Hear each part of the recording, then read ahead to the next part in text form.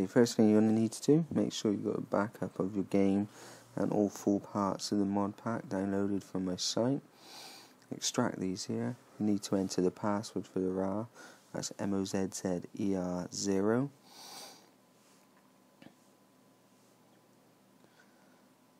This may take some time to extract out onto the desktop.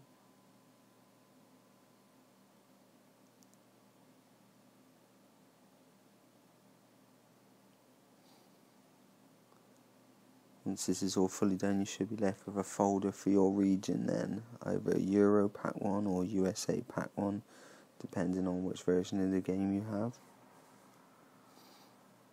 Maybe you can find the code for the game on either the disc or on the case.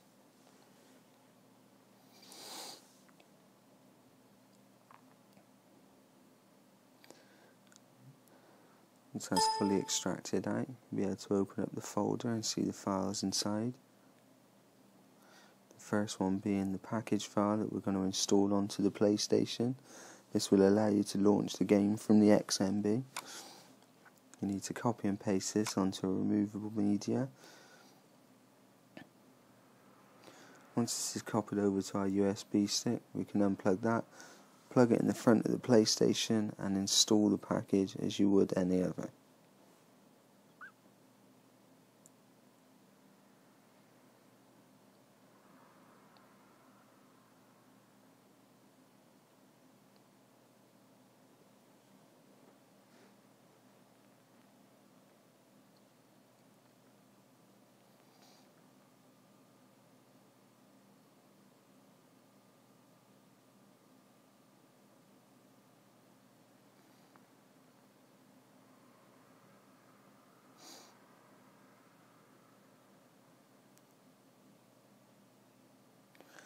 Okay, once you plug the USB drive into the front of the PlayStation, you can go along to install package files, find the file that you just copied over, either SVR PSN Euro or SVR PSN USA, and install that onto the system.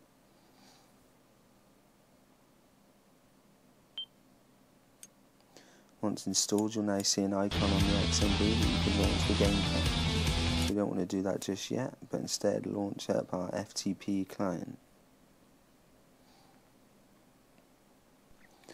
Once this is loaded up, you're now going to be able to move some files onto the PlayStation 3.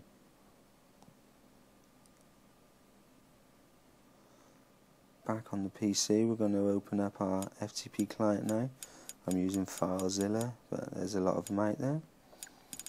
Let's connect it up onto the file system. We need to add it into HTDO, which is the root hard drive, and create a directory, WWE SVR11, all in capital letters.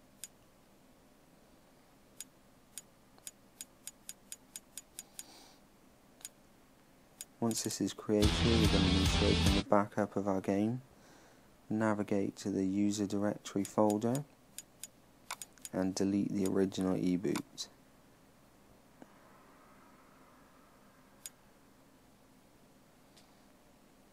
Once this is deleted, you need to copy the entire user directory folder into the WWE SVR11 folder that you just created.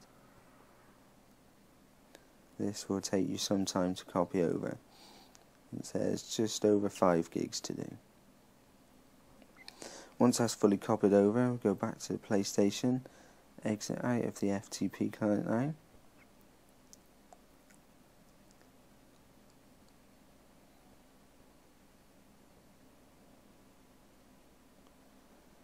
Once we're back here, at this stage you should now be able to launch the game without problems from the icon on the XMB. We're just going to check this is installed first by checking the game data. You also need to now at this stage make sure that the game is up to date with the 2 patches, 1.01 and 1.02. You can find these in the patch searcher, which the link is on my site. Also ensure you install these in order, or else it won't let you install it.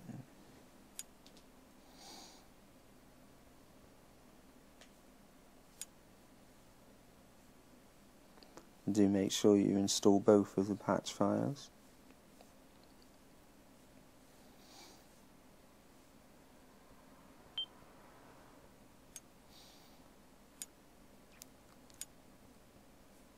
As you can see here by the labels, the one is A0101 and the other one is A0102.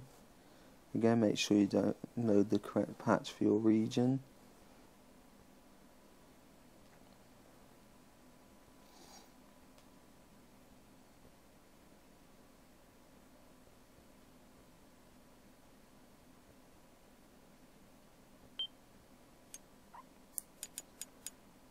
Once it's fully up to date and you're assured the game is installed, you can obviously test it at this point to see if it will load up. Once you've done that, you now need to transfer the mod pack itself over onto the file system. You do this by again going into the Europack 1 here, opening up our FTP client, navigating onto the HDD0 and copying the entire contents of the copy to HDD folder onto the HDDO. Pretty self-explanatory. Overwrite any files that it asks you to, and this shouldn't take you too long. Once that's copied over, you can now go back to the PlayStation and exit out of the FTP. You should now be fully up and running with your new mod pack. Any future releases, you only need to follow that final step of copying the contents of the directory onto the HDDO. You can of course check that this is installed correctly by going to the game data. You'll see it says mod pack in the corner, and then the information of the version 1.02, and you'll have the same logo at the top of the XMB game file. Now launch the game from here and play it fully modded.